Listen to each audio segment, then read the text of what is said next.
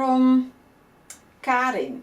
I grouped them a little bit in a logic order that it's not on the order that the questions are posted, but a little bit logical. And Karin did the last question today, but she is the first to be in the webinar.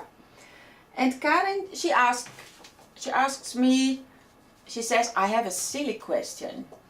Well, there are no silly questions. That is rule number 1 in this webinar, that there are no silly questions. And it's very important to ask questions.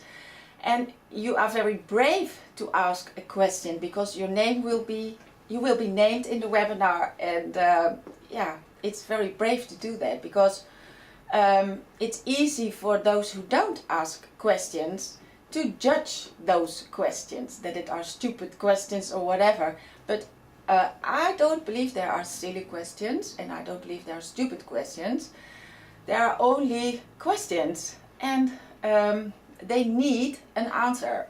So that's the only thing with questions. So, but you ask me your question, and you say, in the 3 keys of straightness training in the PDF, the keys are in order LFS.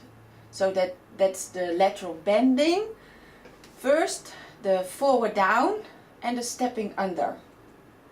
And then you say, but in the launching information on the side, the order is LSF. So lateral bending, stepping under, and forward down. And the question of you is, does the order of the keys matter? I always work after the first version. So this is actually a very good question, because I think you can do the LFS very strict, but actually the lateral bending and the forward down and the stepping under are hanging together, and the one cannot do without the other.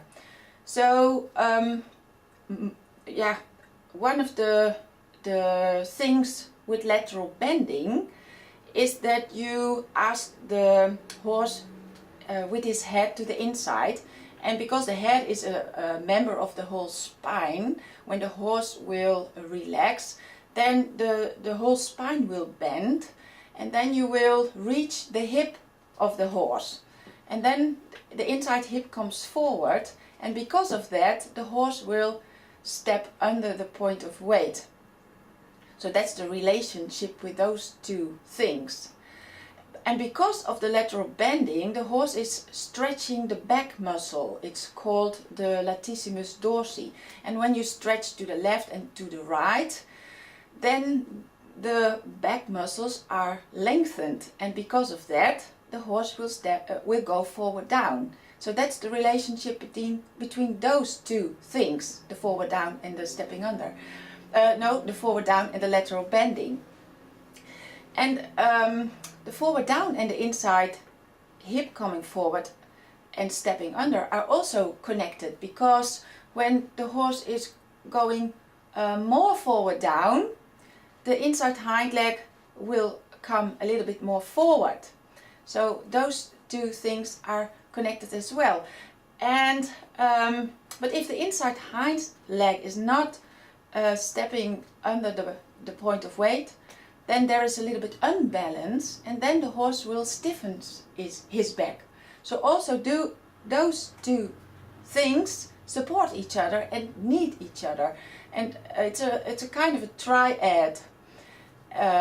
So sometimes you when you're training a horse, you do a little bit more bending, and then you have a better forward down and a better stepping under. But sometimes you ask a little bit more the inside hind leg to come under, and then you have a bit of forward down and a better lateral bending. And sometimes you ask the horse a little bit forward down, and then the other 2 things progress a little bit more. So yeah, you can come in different angles in the LFS, but when you are beginning and the horse is very stiff with a very stiff back, then the first thing is the lateral bending and not the forward down, because you have to stretch them in the bending. And but when you're working with a horse for a longer time, then yeah, you can also have more accent to the stepping under, or more accent to the forward down, and shift a little bit.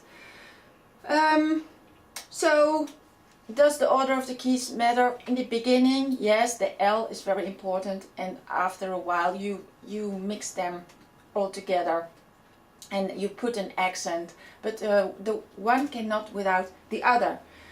So that is the question of Karin. Very good question.